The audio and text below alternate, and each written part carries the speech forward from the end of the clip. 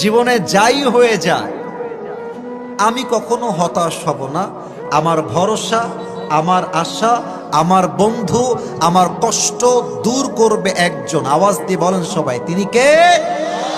This is the central theme and subject matter of this surah, and that is, you can't be frustrated in your entire life. জীবনে যাই হয়ে যাক হতাশ হওয়া যাবে না, ভরসা হারানো যাবে না। ভরসা রাখবেন এক সত্তার উপরে। আওয়াজ দিয়ে বলেন সবাই, তিনি কে?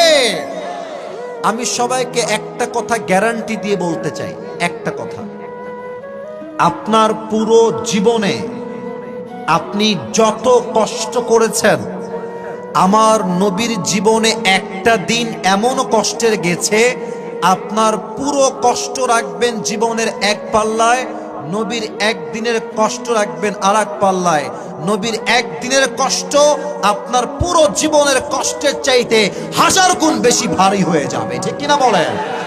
তার মানে our prophet, he faced more powerful struggle than we did. যে কষ্ট আমরা করছি এর চাইতে 1000 গুণ বেশি কষ্ট আমাদের প্রিয় নবী দুনিয়ার থেকে করে দুনিয়ার থেকে বিদায় নিয়ে চলে গিয়েছেন, ঠিক কিনা বলেন? তাহলে এটার মূল কথা কি? যত যাই হয়ে যাক হতাশ হওয়া যাবে না। আল্লাহর হাবিবের কাছে প্রায় সময় আল্লাহ ওহী নাজিল করতেন। 2 দিন পরে, 3 দিন পরে, 1 দিন পরে ওহী নাজিল হতো। হঠাৎ করে দীর্ঘ লম্বা সময় 7 দিন, কোথাও আসছে 18 দিন, কোথাও আসছে 2 মাস, কোথাও আসছে 3 মাস, ওহী নাজিল হয় না। আল্লাহ তাআলা কোরআনের আয়াত নাজিল করেন না, জিবরাইল আর আসে না। কাফেররা বলল, মুহাম্মদ নতুন কোন আয়াত আছে নাকি? নবীজি বলছেন, না, নতুন কোন আয়াত এখনো আসে নাই। 7 দিন যায়, 10 দিন যায়, এই মুহাম্মদ, নাউজুবিল্লাহ, কেমনে ডাকে কাফেররা, কোথায় তোমার রব? কোথায় জিবরাইল? কোথায়? আয়াত আসে না কেন? ওহী নাজিল হয় না কেন? মুহাম্মদ, ও আচ্ছা আচ্ছা, তার মানে মুহাম্মদের রব মুহাম্মদ রে ভুইলা গেছে। নাউজুবিল্লাহ করবেন না। আবু লাহাবের স্ত্রী বলছে, মুহাম্মদ তোমার শয়তানটা কোথায়? এটা তো মুসলমানদের নাউজুবিল্লাহ না, জোরে বলেন সবাই নাউজুবিল্লাহ। শয়তান বলে কাকে বোঝাচ্ছে? জিবরাইলকে। আস্তাগফিরুল্লাহ, মাআযাল্লাহ, নাউযুবিল্লাহ। নবীজি এই কথা শুনে চুপ করে বসে গেছে। আমার ওহী নাজিল হয় না কেন? আমি কোনো ভুল করে ফেললাম? আমার কি কাজে কোনো ব্যাঘাত ঘটে গেছে? আল্লাহ কি আমাকে আর ভালোবাসে না? আল্লাহ কি আমাকে পছন্দ করে না? নবীজি একটু হতাশ। আল্লাহ বললেন, নবী নেভার লুজ হোপ, হতাশ হবেন না। আমি আল্লাহ আপনার হতাশা দূর করতে সূরা দোহা নাজিল করে দিলাম। সুবহানাল্লাহ। এটা হচ্ছে এই সূরার শানে নুজুল বা প্রেক্ষাপট। এবার আপনাদেরকে আমি তাফসীরের মূল আয়াতে চলে যেতে চাই। আপনারা বলেছেন মনে আছে এই সূরার আয়াত সংখ্যা কয়টা যেন? আমার ভাই খুবই অ্যাক্টিভ, ভালো লাগছে। বলেন সবাই, কয়টা? 11টা। এই 11টা আয়াতকে আমরা 4টা ভাগে ভাগ করতে চাই। হাত দেখেন, 1 2 3 4, কয় ভাগ? 4টা ভাগে আমরা তাফসীর করব আজকে এই সূরা দোহার থেকে। প্রথম 2 আয়াত 1 and 2, these are 2 optimistic oath। প্রথম এবং দ্বিতীয় আয়াতে কসম দিয়েছে একজন, তিনি কে? 2 আয়াত কসমের আয়াত। 3 4 5, এই 2 নাম্বার চ্যাপ্টারের 3টা আয়াতে, এটা এমন 3টা আয়াত, it negates the feelings of being worthless in the eyes of Allah subhanahu wa ta'ala। মাঝে মাঝে যে মনে হয় আল্লাহ মনে হয় আমারে ভালোবাসে না, আল্লাহ মনে হয় আমাকে মহাব্বত করে না, আমার জীবনে এত কষ্ট আসলো কেন, আমার বউ ভালো নয়, আমার এইটা নাই, আমার সেইটা নাই, আমার রব মনে হয় আমাকে আর পছন্দ করে না। এই যে চিন্তা আসে, এই চিন্তাকে এই 3 আয়াতে দূর করেছে একজন। আওয়াজ দিয়ে বলেন সবাই, তিনি কে? It negates the feelings of being worthless in the eyes of Allah subhanahu wa ta'ala। আল্লাহ বুঝাচ্ছে, বান্দা তোরে আমি ভালোবাসি, তোরে কেউ না বাসলেও আমি তোরে ভালোবাসি। সুবহানাল্লাহ। এবার আসেন 3 নাম্বার চ্যাপ্টার, অর্থাৎ 6 7 8। আমার সাথে বলেন, তাহলে বুঝবেন ভালো। 6, 7, 8, 3 নাম্বার ভাগ। এই তিনটা আয়াত এমন তিনটা আয়াত, it negates the feelings of being worthless in the eyes of society. মাঝে মাঝে মনে হয় যে আমি যেই ব্যবসা করি ওই ব্যবসা লস হয়, আমি যেই চাকরি চাই সেই চাকরি আমি পাই না, পরীক্ষা দিচ্ছি 3 বছর একবারও টিকি না, প্রত্যেকবার ফেল হয়ে যায়, আমার জীবনে মনে হয় কোনো গতি নাই, আল্লাহ মনে হয় আমার সফল করবেই না, এই তো জীবনটা এখানেই শেষ। এই অনুভূতিকে দূর করেছে এই 3 আয়াতে একজন, তিনি কে? এবং বাকি থাকলো 9, 10, ভাই কথা বলেন, 9, 10, এটা শেষ ভাগ। এই 3টা আয়াত এমন 3টা আয়াত যেখানে আল্লাহ তাআলা এমন কিছু আমল বলে দিয়েছেন আমাদের সবার জন্য, যে আমল আপনি দুনিয়াতে করবেন তবে দুনিয়াতেই শেষ হয়ে যাবে না, এটা কবরেও যাবে, আপনার জান্নাতের সাথী হয়ে যাবে এই আমলগুলো। সুবহানাল্লাহ। এবার বলেন শেষবারের মতো কয়টা ভাগ? 4টা। আসুন আমরা আয়াত ভিত্তিক তাফসীরে ঢুকে যাই। আল্লাহ তাআলা বলছেন ওয়াদ-দুহা, দিনের শপথ, আলোর শপথ, সকালবেলার শপথ, সূর্যের কিরণের শপথ আল্লাহ করছেন। দিন, এখন তাকান তো চতুর্পাশে একবার, সবাই একবার দেখেন তো চতুর্পাশে, এবার আমার দিকে তাকান। আমরা কি রাতে আছি না দিনে আছি? আরে ভাই বুঝেন তো, বলেন না, রাতে না দিনে? দিনে। আল্লাহ এই দিনের কসম করছেন। দিনের কসম করে আল্লাহ কি মেসেজ দিচ্ছেন? আপনারা হয়তো বা একজন ব্যক্তির নাম বলবো, অনেকে চেনেন, যুবক ভাইরাও চিনবেন, মুরব্বীরাও চিনবেন, না চেনার মতো কিছু নাই। পাকিস্তানের একজন ফেমাস খেলোয়াড় ছিলেন আগে, পরে তিনি প্রধানমন্ত্রী হয়েছেন। দেখেছেন, নাম বলতে হয় নাই, এরাই জানে। Imran Khan, top famous cricket player, আগে ছিলেন ক্রিকেট প্লেয়ার, পরে গিয়েছেন প্রধানমন্ত্রী হওয়ার জন্য এবং হয়েও গেছেন। তো উনি একটা কথা প্রায় বলেন, আমি উর্দুতে বলছি যে তার ভাষা উর্দু, then I will translate in Bangla. Imran Khan বলেন যে अगर जिंदगी को समझना चाहते हो तो पीछे देखो।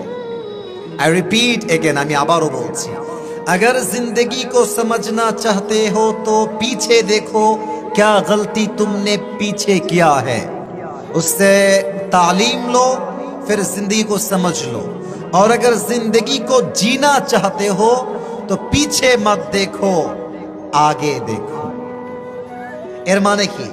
যদি জীবনটাকে বুঝতে চান যে জীবনটা কিভাবে আগামীতে পরিচালনা করব, অতীতের ভুলগুলো দেখেন, যে অতীতে আমি কি কি ভুল করে আসছি, এই ভুল আর করবেন না। আর যদি জীবনটাকে সুন্দর করতে চান, অতীতে কেন করলাম, ইসরে আমি এই ভুলটা কেন করেছি, আফসোস নয়, অতীত নিয়ে যে পড়ে থাকে সে অতীতেই থেকে যায়, যে বর্তমান নিয়ে ব্যস্ত থাকে তার ভবিষ্যৎটা সুন্দর হয়ে যায়। তা আল্লাহ বলছেন ওয়াদ-দুহা, দিনের শপথ, গতকাল যা হয়ে গেছে ভুলে যাও, নতুন দিন, নতুন প্রভাত, নতুন সুযোগ, it's a new chance, it's a new opportunity for you. যা হয়ে গেছে হয়ে গেছে, গতকাল খারাপ ছিল, আজকের দিনটা আমার সবচেয়ে বেস্ট হবে, ঠিক কিনা বলেন? আপনার সাউন্ডটা অস্পষ্ট হচ্ছে, এটা ক্লিয়ার রাখবেন, অস্পষ্ট হচ্ছে অনেকটা। তাহলে আল্লাহ তাআলা বলছেন দিনের শপথ। এবার আল্লাহ বলছেন ওয়াল্লাইলি ইযা সাজা, রাতের শপথ, এই রাত যখন হয় নিঝুম আর নিস্তব্ধ। আমার দিনাজপুরের ভাইয়েরা আমার ওয়াজ বুঝে থাকলে উত্তর দেন। আমরা যে ধানের খেতে কাজ করি, দোকানে কাজ করি, দিন মজুরির কাজ করি, সাইকেল নিয়ে বের হয়ে যাই, শহরে গিয়ে কাজ করি, এটা কি আমরা রাতের বেলা করি না দিনের বেলা করি? Right answer. আমার মুরব্বী আব্বাজান সবাই আপনারা আমার স্যার, আপনারা আমার স্যার, আপনাদেরকে আমি ভালোবাসি, আপনারা কেউ আমার চোখে কম নন। এখানে প্রত্যেকটা মানুষের মেধা আছে, প্রত্যেকটা মানুষ নিজ নিজ জায়গায় যোগ্যতা সম্পূর্ণ মানুষ এখানে বসে আছে, ঠিক কিনা বলেন? কাজ করি রাতে না দিনে? দিনে। মানুষের সিস্টেম হচ্ছে দিনে কাজ করবে, রাতে আরাম করবে, ঘুমাবে, সকালে উঠে আবার কাজ করবে। কথা কি ভুল বললাম না ঠিক বললাম? দিন দ্বারা ওহির আগমন উদ্দেশ্য। আবারও বলি, দিন দ্বারা ওহির আগমন উদ্দেশ্য, আর রাত দ্বারা ওহির অনাগমন উদ্দেশ্য। আল্লাহ বলছে নবী, দিনে সারাদিন কাজ করলেন, রাতে ঘুম না দিলে তারপরের দিন কাজ করতে মনে চাইবে না, শান্তি লাগবে। তো ওহি যদি নাজিল হতেই থাকে প্রত্যেক দিন প্রত্যেক দিন প্রত্যেক দিন, ওহির একটা প্রেসার আছে, চাপ আছে। কয়েকদিন পরে চাপ সহ্য করতে করতে আপনি দুর্বল হয়ে যাবেন। আপনি যেন দুর্বল না হয়ে যান, আপনার শান্তির জন্য আমি আল্লাহ তাআলা ওহিকে সাময়িক বন্ধ করে দিয়েছি। সুবহানাল্লাহ পড়েন সবাই। আপনারা বাইকের আওয়াজ পেয়ে সুবহানাল্লাহ কমে গেছে, হোয়াট ইজ দিস? বাইক কেন, প্লেন আসলে আওয়াজ কমবে না? পড়েন সবাই সুবহানাল্লাহ। এই হচ্ছে প্রথম দুইটা আয়াত। দ্বিতীয় তিন আয়াতে আমি কিছু ঘটনা বলতে চাই, যেগুলো আপনাকে অনেক বেশি মোটিভেট করবে জীবনে আগানোর জন্য। আচ্ছা, আমার তো মনে হয় যে যারা এই পাশে আছে, যারা এই পাশে আছেন, যারা সামনে আছেন, যদি আমার ভুল না হয়, মানে যদি আমার চিন্তা ভুল না হয়, আমি সহ আমরা সবাই, আমরা তো কেউ বড়লোক ঘরের ছেলে নই, আমরা সবাই মধ্যবিত্ত পরিবারের সন্তান। আমি কি ভুল বললাম না ঠিক বললাম? আপনারা হয়তো বা যারা আমাকে ফেসবুকে আগে কখনো দেখেছেন, তারা জানবেন যে আমি কোনো একটা ওয়াজে বলেছিলাম যে মধ্যবিত্ত পরিবারের সন্তান মানেই একটা ব্র্যান্ড। যুবক ভাড়া, আমরা কেন ব্র্যান্ড? মধ্যবিত্ত কেন ব্র্যান্ড হবে? কারণ কি হুজুর? মধ্যবিত্ত পরিবার ছেলেকে আপনি সাইকেল দিবেন তাও চলবে, বাইক দিবেন তাও চলবে, কার দিবেন তাও চলবে, বলবেন হেঁটে হেঁটে আসো তাও চলবে। আপনি ভাত দিবেন, ডাউল দিবেন চলবে, ভাত দিবেন, আলু ভর্তা দিবেন তাও আমার চলবে, ভাত দিবেন, সবজি দিবেন তাও আমার চলবে, ভাত দিবেন আর কিছুই দিবেন না, এক গ্লাস পানি আর একটা মরিচ দিবেন, এক প্লেট ভাত, পান্তা মরিচ, এটাই আমার চলবে। আমি বড় ঘরের খেয়ে দে ধাপুস ধুপুস করে বড় হওয়া ব্রয়লার মুরগি নয়। আমি মধ্যবিত্ত পরিবারের সন্তান, কঠোর পরিশ্রমী সন্তান আমরা সবাই। শোনেন আপনারা আজকের অবস্থা, জীবনটা সুন্দর লাগবে, আজ থেকে এনজয় করতে মনে চাইবে। আমাদের সমস্যা কোথায় জানেন? আমাদের যা আছে তা নিয়ে ভাবতে আমরা কেউ রাজি না, যা নাই সারাদিন তা নিয়ে আফসোস করতে থাকে। কথা ঠিক আছে কিনা বলেন? আচ্ছা বলেন তো, আমাদের দেশের রাজধানীর নাম কি? আপনার খুবই মনোযোগী, মাশাআল্লাহ। দেশের রাজধানীর নাম কি? আচ্ছা কিছু নাম বলছে, এখন তো মনে পড়ে কিনা, শুনেছেন কিনা? ঢাকাতে গুলশান আছে, নাম শুনেছেন কখনো? সবাই জানেন। ঢাকাতে মিরপুর আছে, নাম শুনেছেন? মুরব্বীরাও শুনেছে। ঢাকাতে উত্তরা নামে একটা জায়গা আছে, নাম শুনেছেন? ঢাকাতে বসুন্ধরা নামে জায়গা আছে, নাম শুনেছেন? ঢাকাতে যমুনা ফিউচার নামে জায়গা আছে, নাম শুনেছেন? যদি কখনো গিয়ে থাকেন দেখবেন যে বাপ রে বাপ, BMW, Mercedes, Range Rover, Audi, Premio, CHR, Nissan X Trail, কি লাগবে আপনার সব আছে। আপনি ভাববেন দিনাজপুর থেকে গিয়ে, ইস রে বিএমডব্লিউ আছে আর শালা আমার কাছে সাইকেলটাও নাই। মনে মনে ভাববেন এটা। ভাইয়েরা আমার, বড়লোক ঘরে থাকলেই কিন্তু আসল সুখী হওয়া যায় না। কোটি কোটি কোটি টাকার মালিক, রাতের বেলা ঘুম নাই, ঘুমের ওষুধ খাইতে হয়। আর রিক্সা চালায় খায়, ভ্যান চালায় খায়, বালিশও লাগে না, ঠ্যাং একটা ঠ্যাঙের উপর তুলে আরামে রিক্সায় ঘুমিয়ে যায়। টাকা থাকলে আসল সুখী হওয়া যায় না। আচ্ছা খেয়াল করেন, একটু ভালো করে বুঝবেন। আপনি যদি আল্লাহর উপরে ভরসা না করতে পারেন, মুরব্বী এবং যুবক ভাইরা, মায়েরা, বোনেরা, আপনি যতই টাকা পান, ওই টাকা দিয়ে আপনি সুখের সন্ধান কখনো খুঁজে পাবেন না। আচ্ছা রংপুর তো এখান থেকে 1.5-2 ঘন্টা হবে নাকি? রংপুর শহরে দেখবেন যে ছেলে পেলে, বাপ দেখেছি তো আমি নিজেই, R15, জিক্সার, FZ, ফিজার নিয়ে কি ভাব। তা আমাদের দিনাজপুরের সাধারণ কোনো ছেলে যদি সেই রংপুরে গিয়ে দেখে এত শান শৌকত, ভাববে R15 পাইলে মনে হয় আমার জীবন আর কিছুই লাগবে না। না না, আজকে R15 কিনতে পারো, কালকে গিয়ে দেখবা মেইন রোডে বাসের তলে পড়ে আছে। কিছু পাইলেই যে সুখী হবা তা নয়, মাঝে মাঝে পাওয়ার মধ্যে সেই সুখ পাওয়া যায় না যে সুখটা হারানোর মধ্যে পাওয়া যায় যুবক ভাইয়ারা। তো যেটা বলছিলাম, আল্লাহ বলছেন যখন তুই মধ্যবিত্ত পরিবারের ছেলে হবা, মনে হবে যে কিরে আমার তো টাকা নাই, গাড়ি নাই, বাড়ি নাই, জমি নাই, চাকরি নাই, ব্যবসা নাই, আল্লাহ মনে হয় আমারে ভালোবাসে না। আল্লাহ বলছেন বান্দা শোনো আমার কথা, মা ওয়াদ্দাআকা রাব্বুকা ওয়া মা ক্বালা। দুনিয়ার সবাই তোমাকে ভুলতে পারে, সবাই তোমার হাত ছাড়তে পারে, বাট তোমার হাত ছাড়বে না একজন। আওয়াজ দিয়ে বলেন সবাই, তিনি কে?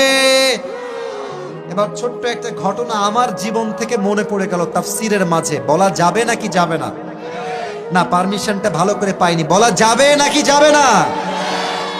আমি তো ওয়াজ করছি প্রায় 3 থেকে 4 বছর যাবত আমার এই লাইনে এন্ট্রি নেওয়া বা প্রবেশ করা। আমি যখন ওয়াজের ক্যারিয়ার শুরু করি, it has been maybe 3 years or 4 years back, 4 বছর আগের কথা। তো আমার নাম্বার ইউটিউবে দেওয়া ছিল।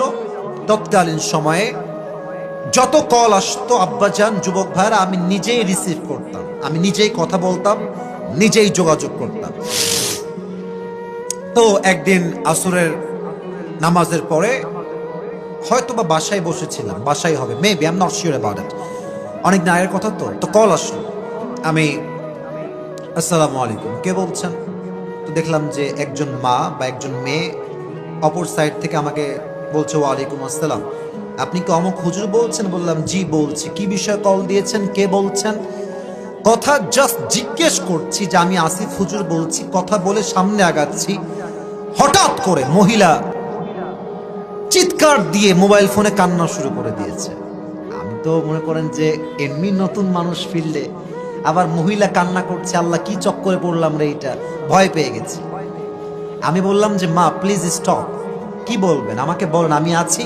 সলিউশন যদি আমার নলেজে থাকে আমি আপনাকে সলিউশনটা দেওয়ার বেস্ট লেভেল থেকে ট্রাই করবো। আপনি আমাকে বলেন যে আপনার কান্নার মূল কারণ কি। তো উনি বললেন যে বাবা, আমি আপনাকে কল দিয়েছি, আমি আপনার মায়ের মতো, আমি এখন আইসিইউ রুমে আছি। ডাক্তার আমাকে বলেছেন যে আমার হায়াত হয়তোবা 7 দিনের বেশি আর নাই, আমি মারা যাব। তা আমার মনে হচ্ছে বাবা, আমার ছেলে, আমার বাবা, মা, ভাই, বোন, স্বামী, মনে হচ্ছে কেউ আমার সাথে নাই, সবাই আমার পর হয়ে গেছে। মনে হচ্ছে দুনিয়াতে আমি পৃথিবীতে সবচাইতে এক অসহায় নারী, আমার মতো অসহায় আর কেউ নয়।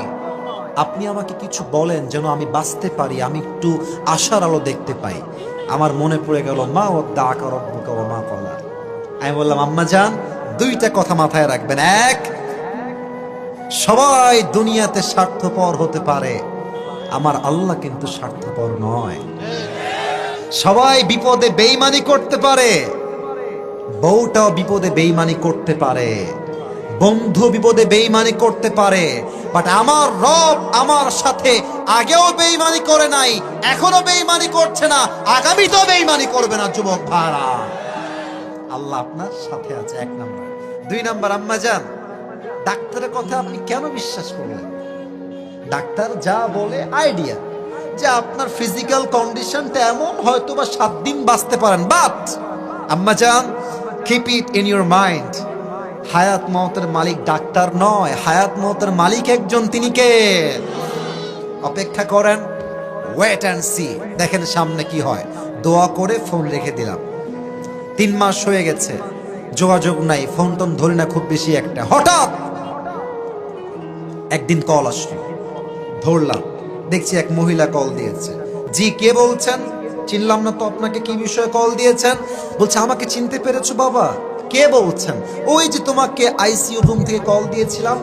বলছে যে চিনতে পেরেছো এবার? আমি বললাম হ্যাঁ আম্মা জান, চিনতে পেরেছি। আপনি বেঁচে আছেন? আমাকে বলছে বাবা আমি শুধু বেঁচেই নেই, আমার যে ক্যান্সার ছিল ক্যান্সারটাও আর নাই। সুবহানাল্লাহ, সুবহানাল্লাহ। আমি বললাম আম্মা জান, বলেছিলাম হায়াত মওতের মালিক ডাক্তার নয়, হায়াত মওতের মালিক একমাত্র আল্লাহ তাআলা, ঠিক কিনা বলে? মা ওয়াদ্দাআকা রাব্বুকা ওয়া মা ক্বালা। এখন থেকে যত বিপদ আসবে, বাপ পর হতে পারে, মাও পর হতে পারে, বউ পর হতে পারে, বাসার সবাই পর হতে পারে, বাট আমার এবং আপনার আপন হবে একজন, তিনি কে? এটা হচ্ছে 3 নম্বর আয়াত। 4 নম্বর আয়াত, ওয়ালাল সোনামণি, এই যে কই যায়, বসেন। কি ওয়াশরুমে যাবে? ঠিক আছে, আমার সময় তো বেশি নেই, একটা দিন এসেছি 1 ঘন্টা কেবল ওয়াজ করলাম। ভাই আমার 1 ঘন্টায় ওয়াজ মন ভরে না, আমার তো আরো ওয়াজ করতে হবে। কি বলছেন? আমার 1 ঘন্টা হয়েছে আমি জানি, কিন্তু আমি আর 10 মিনিট কথা বলতে চাই। ও সময় দেওয়া যাবে না, তাই না? যাবে তো, আওয়াজ হয় না, যাবে নাকি যাবে না? নারে তাকবীর। আল্লাহ তাআলা বলছেন ওয়ালাল আখিরাতু খায়রুল লাকা মিনাল উলা।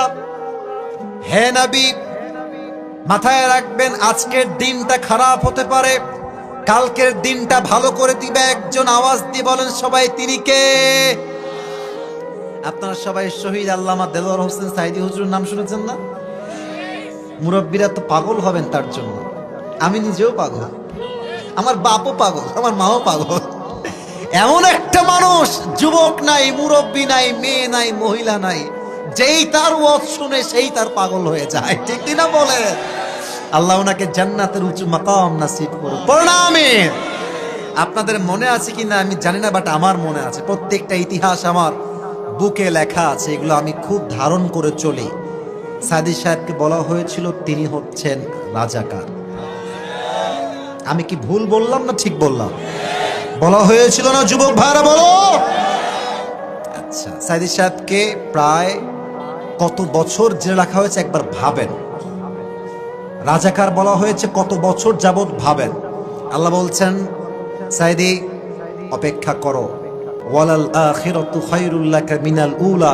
এই দিনটাই আসল দিন নয়, আগামীতে একটা দিন আসবে যারা তোমাকে মিথ্যা ট্যাগ দিয়েছে তারা দেশ থেকে দিল্লি পালিয়ে যাবে, আর তুমি নির্দোষ ছিলা, এটা আমি আল্লাহ আগামীতে প্রমাণ করে দিব। যুবক ভাইরা, ওয়ালাল আখিরাতু খায়রুল লাকা মিনাল উলা।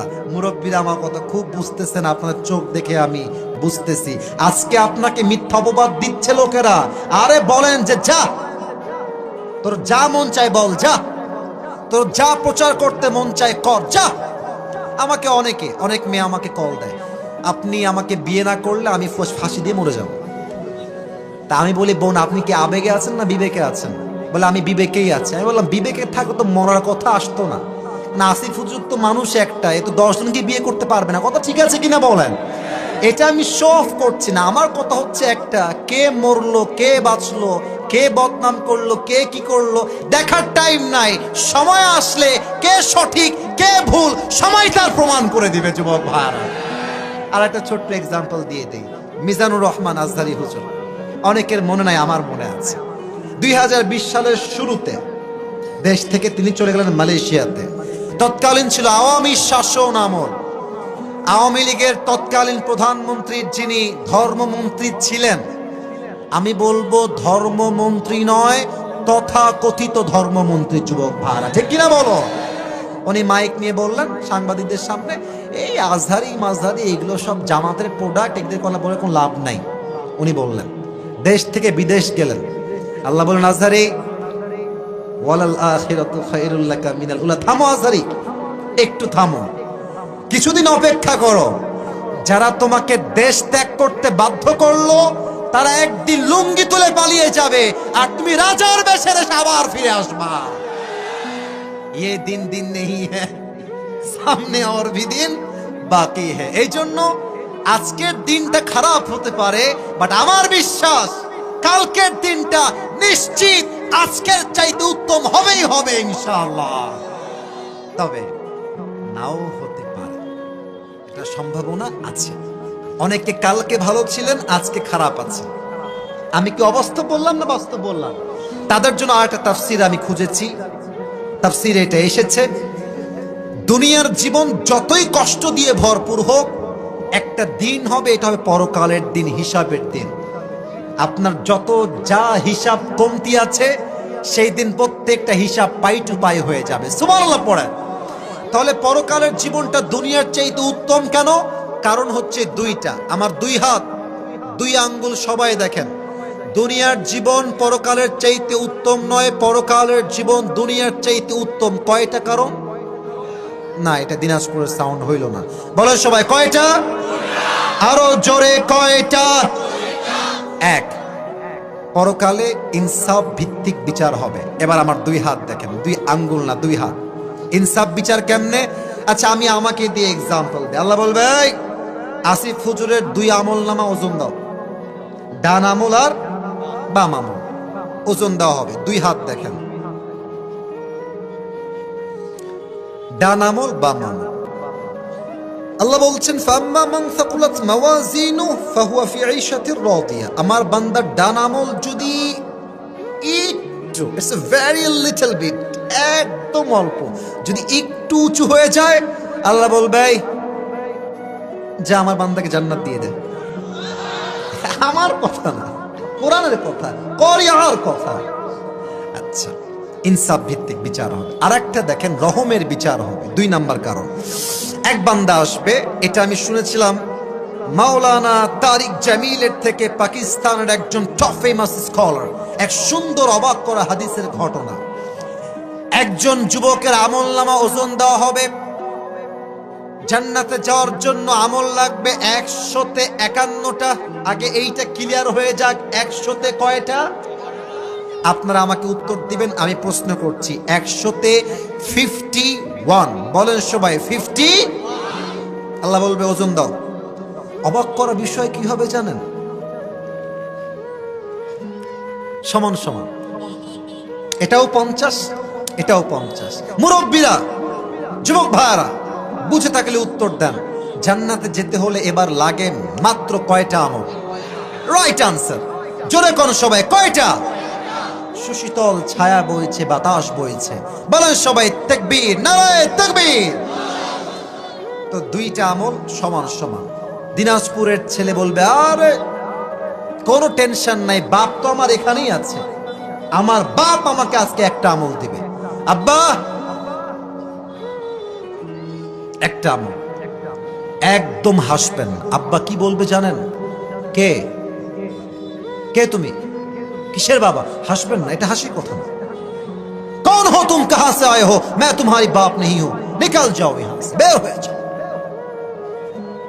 মাওলানা তারিক জামিল বললেন যুবকটা মায়ের কাছে আসবে। আম্মা मुझे बस एक अमल की जरूरत है, मुझे एक अमल दे दो, मैं जन्नती हो जाऊंगा, मुझे बस एक अमल दे दो मेरी माँ। अम्मा একটা আমল দাও। মা বলবে কে মা? কিসের মা? বের হয়ে যাও, আমার কোনো ছেলেই নাই। কে ছেলে? যাও বের হও। বাপ মা ভাই বোন বউ কেউ একটা আমল দিবে না।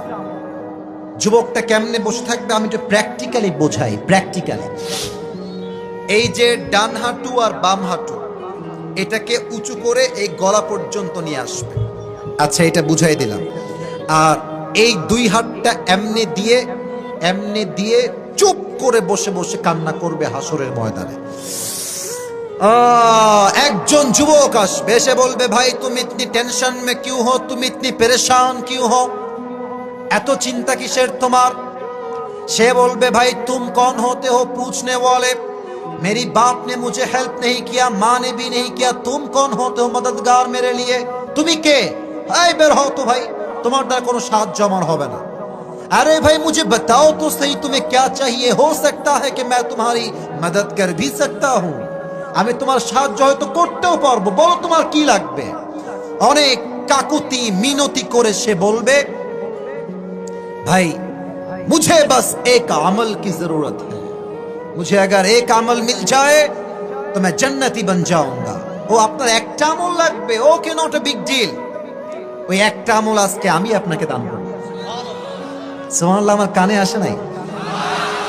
আর একটু বেশি আসে না? এটা জোরে বলেন। मैं तुम्हें एक अमल देना चाहता हूं, तुम लेना चाहते हो कि नहीं ये मुझे बताओ। আমি তোমাকে একটা আমল দিব। চশমাটা খুলছি, রিঅ্যাকশন দেখেন। ও যখন বলবে যে একটা আমল আমি তোমাকে দিব, সত্যি ভাই খুশিতে পাগল হয়ে যাবে। একটা আমল হলে তো জান্নাতি রে ভাই। এই তো দুনিয়ার সুখ নয়, এটা আখিরাতের চিরন্তন সুখ যুবক ভাইরা, ঠিক কিনা বলো? তো চোখগুলো ছানা বড় হয়ে যাবে। আরে ভাই আপনি কি মজা করছেন? একটা আমল দিবেন তো? আরে ভাই আপনি নিবেন কিনা তাই কম। আরে দেন দেন। একটা আমল নিয়ে সোজা আল্লাহর কাছে। আল্লাহ अब दे दो मुझे जन्नत। একটা আমল তো পেয়ে গেছি 50, কয় তো হয়ে গেছে 50, अब मुझे जन्नत में दाखिल करा दो। আল্লাহ বলবে এই কি রে আমল তুই কই পাইলি রে? तेरी बाप ने तुझे अमल नहीं दिया, माँ ने नहीं दिया, भाई ने नहीं दिया, किसी ने भी तुझे एक अमल नहीं दिया। किसने तुझे एक अमल दे दिया? अल्लाह की जाने ना। तो बोलवे अल्लाह ये किसी ने भी नहीं दिया, ये जो मेरी भाई यहाँ पे खड़ा है हादा अखी, ये मेरा भाई है, इसने मुझे एक अमल दिया है। अल्लाह এই ভাইটা আমাকে একটা আমল দিয়েছে। আল্লাহ বলবে ওই মাথা ঠিক আছে? বাপ দেয় না, মা দেয় না, তুই কি রে? मायर থেকে মাসির দরদ বেশি নাকি রে বাবা? तूने क्यों एक अमल दे दिया उसको, क्यों दिया तूने एक अमल? वही युवक बोलबे अल्लाह मेरे पास अमल बस एक ही है, अगर ये है तो भी मैं जहन्नम में जाऊंगा, अगर ये अमल नहीं है तो भी मैं जहन्नम में जाऊंगा, और है ये भी बराबर, नहीं है तो भी बराबर। আমি জাহান্নামী কনফার্ম, কোনো সন্দেহ নাই। আমার কাছে আছেই মাত্র, বোঝে নাই রে, আছেই মাত্র।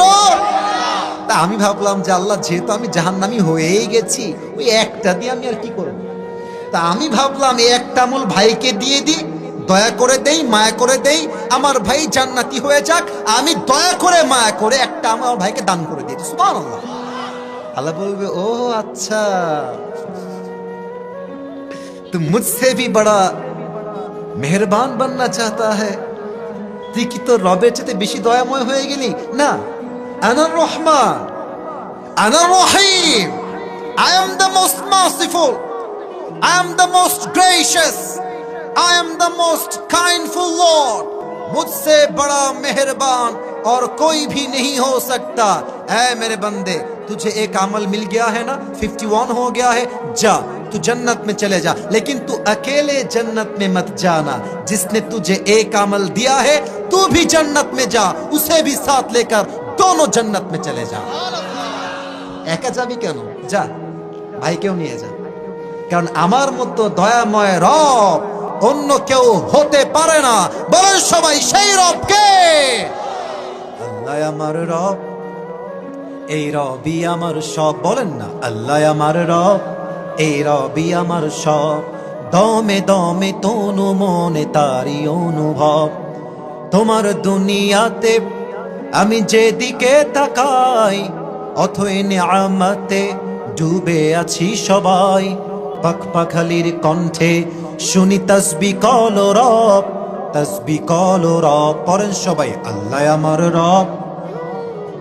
বলেন তো সবাই আমাদের রব সবার একজন, তিনি কে?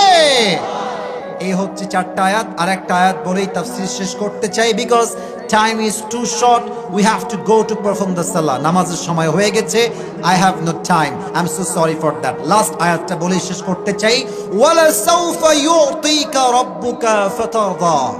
বলেন তো নামাজের পরে 2 হাত তুলে আমরা আল্লাহর কাছে কি করি? শেষ কথা, শেষ ভালো যার সব ভালো থাক, কি করি? দোয়া। আল্লাহ বলছে বান্দা যা হারিয়ে গিয়েছে তা তোর জন্য নয়, যা আগামীতে আসবে এটা আল্লাহ তোকে দান করবে, ঠিক কি না বলেন? এখন মুরব্বীরা আমাকে বলে হুজুর জীবনে তো কম দোয়া করলাম না, দোয়া তো কবুলই হয় না হুজুর। মায়েরা ফোন দেয়, আব্বা আমি তো দোয়া করি কবুল তো হয় না, আব্বা কি করব? আমি কসম করে বলছি, ওয়াল্লাহি আল্লাহর নামের শপথ, হাদিস থেকে বলছি, আপনার জীবনের প্রত্যেকটা দোয়া কবুল হয়ে গেছে। না সুবহানাল্লাহ হয়নি? বলেন সবাই সুবহানাল্লাহ। তবে দোয়া কবুলের 1 2 3 তিনটা সিস্টেম আছে। তিনটা। 1, এখনই চাইবেন, আল্লাহ বলবে যা এখনই দিয়ে দিলাম। 1 2, এখনই চেয়েছেন, আল্লাহ বলবে এখন না, এখন না, আরো 1 বছর পরে দিলে তোর জন্য ভালো হবে, এখন না, আরো পরে দিবে একজন, তিনি কে? আর এক আল্লাহ বলছে এখনো দিব না, পরেও দিব না। ওই কিয়ামতের দিন, যেই দিন আটকায় যাবি একটা আমলের জন্য, 2টা আমলের জন্য, আমি আল্লাহ সেই দিন তোর এই দোয়াকে ওয়াসিলা করে জাহান্নামের খাতার থেকে তোর নাম মুছে দিয়ে তোকে আমি জান্নাতি বান্দা হিসেবে কবুল করে নেব। ওয়ালা সাউফা ইউতিকা রাব্বুকা ফাতারদা। যা হারিয়ে গিয়েছে, যা পান নাই, পাই নাই, শেষ। আমার ভরসা আছে আল্লাহর উপরে। আমি যা হারিয়েছি এর চাইতে অধিক উত্তম আমাকে দিবে একজন, তিনি কে? আল্লাহ, আমি অধম যে কথাগুলো বলেছি সবাইকে সে অনুযায়ী আমল করার তৌফিক দিও। পড়া।